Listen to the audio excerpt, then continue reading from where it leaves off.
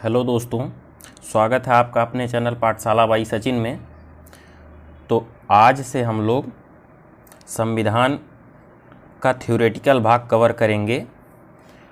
संविधान जिसमें हम मस्ती मजाक का सहारा लेते हुए पढ़ेंगे, जिससे कि ऊबन महसूस ना हो, और परीक्षा के महत्वपूर्ण तथ्य पहचानते हुए आगे बढ़ेंगे।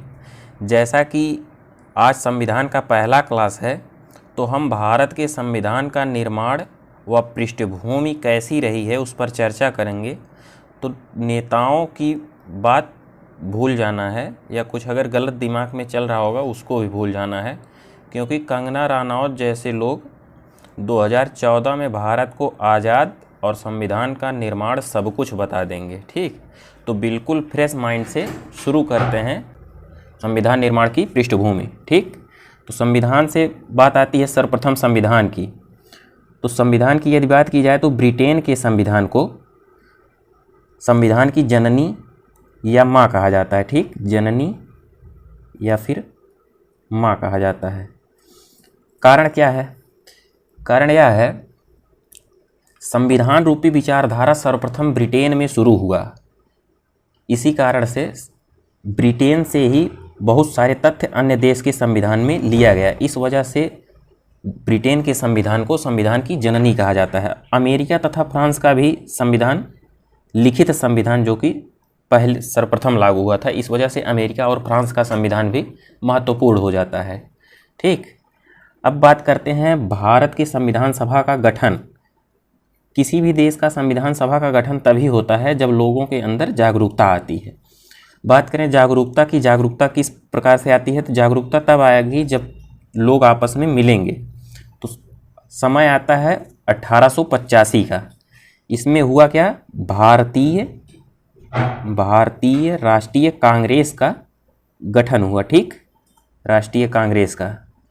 जैसे ही भारतीय राष्ट्रीय कांग्रेस का गठन हुआ, इससे लोगों के अंदर राजनैतिक चेतना जगी, और राजनैतिक चेतना जगने के कारण भारतीयों को अपने राजनीतिक भविष्य का गठन स्वयं करना चाहिए की चेतना आई कि हम लोग अगर अपना संविधान स्वयं बनाएंगे, ब्रिटिश क्राउन के पास नहीं रहेगा, तो हम लोगों का जीवन कैसा होगा। ठीक, तो हुआ क्या कि 1885 में भारतीय राष्ट्रीय कांग्रेस का गठन हुआ, और जागरूकता बढ़ते बढ़ते 1895 आता है। 1895 में सर्वप्रथम बाल गंगाधर तिलक जी के नेतृत्व में यह विचारधारा जगी कि भारतीयों का अपना संविधान होना चाहिए। ठीक, अब समय बीतेगा, आ जाएगा 1922। 1922 में गांधी जी भारत के एक अच्छे लीडर के रूप में आ चुके थे। ठीक, तो 1922 में भारतीयों के लिए भारतीय संविधान का निर्माण भारतीय लोगों द्वारा होना चाहिए। हरिजन पत्रिका में महात्मा गांधी द्वारा पत्रिका का संपादन होता था, जिसका नाम था हरिजन। ठीक,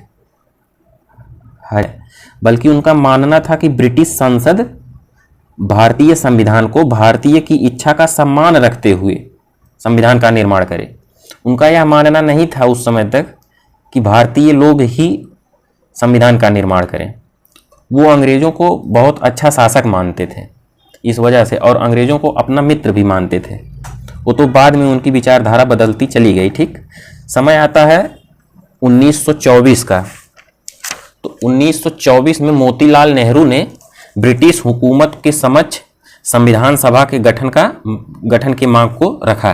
ठीक, और उसके बाद फिर 1934 में पहली बार रांची में गठित स्वराज पार्टी की तरफ से स्वतंत्र भारत के लिए संविधान सभा के गठन की विचार का प्रतिपादन किया गया, और 1934 में ही सबसे पहले एम.एन. राय द्वारा संविधान सभा के विचार का प्रतिपादन किया गया औपचारिक रूप से।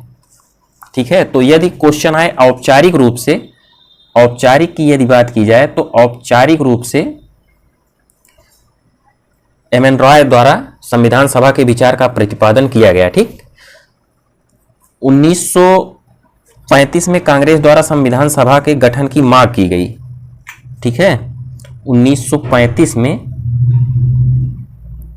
याद रखेंगे, 1935 में कांग्रेस द्वारा संविधान सभा के गठन की मांग की गई, और 1936 में अर्थ और महत्व के बारे में चर्चा की गई। ठीक, कि हमारा संविधान होगा तो इसका क्या महत्व होगा, हम लोगों को जीवन पे कैसा प्रभाव पड़ेगा। ऐसे ही समय बीतता गया और आ जाता है द्वितीय विश्व युद्ध, जिसमें कि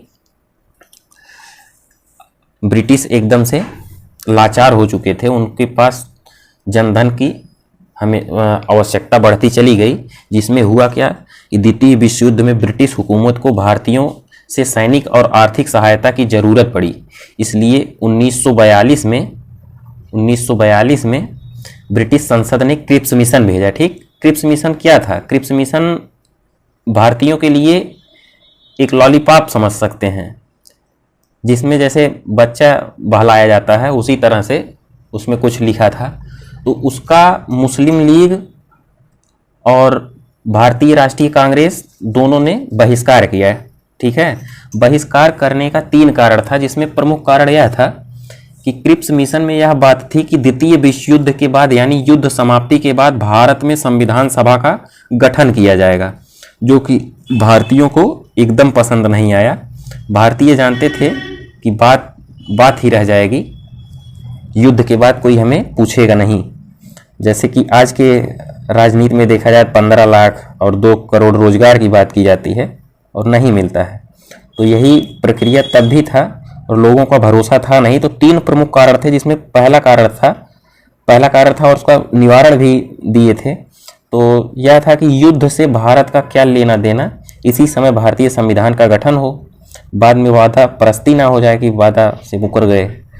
तो दूसरा यह था कि भारत को पूर्ण स्वराज्य की बात नहीं कही गई थी, बल्कि ब्रिटिश गवर्नमेंट के अधीन स्वाधीनता की बात कही गई थी। मतलब भारत ब्रिटिश गवर्नमेंट के अधीन रहेगा,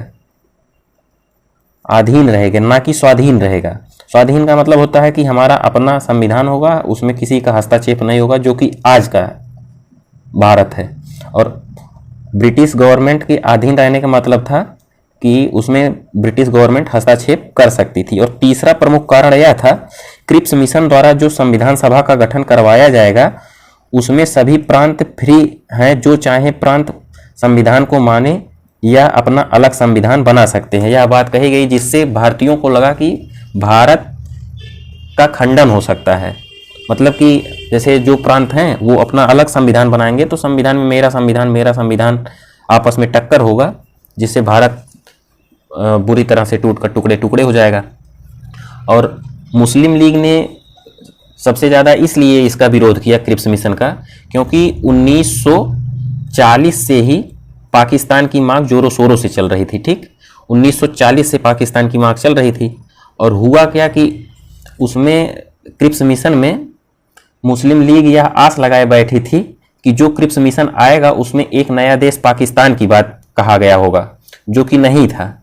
और यह देखकर मुस्लिम लीग बुरी तरह से भड़क गया और क्रिप्स मिशन को वापस जाने को कहा। और भारतीय राष्ट्रीय कांग्रेस की अपनी मजबूरियां रहीं।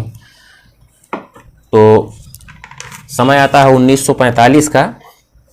1945 में ब्रिटेन में चुनाव होता है, जिसमें लेबर पार्टी के नेता थे क्लीमेंट एटली। तो ये प्रधानमंत्री बनते हैं और अपने मंत्रिमंडल के 3 केंद्रीय मंत्री जो थे, पैथिक लॉरेंस, स्टेफोर्ड क्रिप्स, एवी अलेक्जेंडर, इन तीनों को 24 मार्च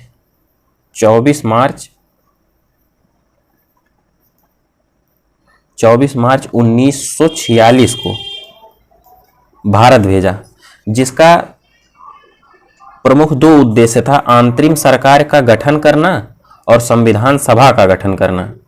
और नवंबर में दोनों कंप्लीट हुआ और उसके बाद संविधान सभा का गठन हुआ। तो यह था आज का क्लास। आशा है कि आज का क्लास आप लोगों को पसंद आया होगा।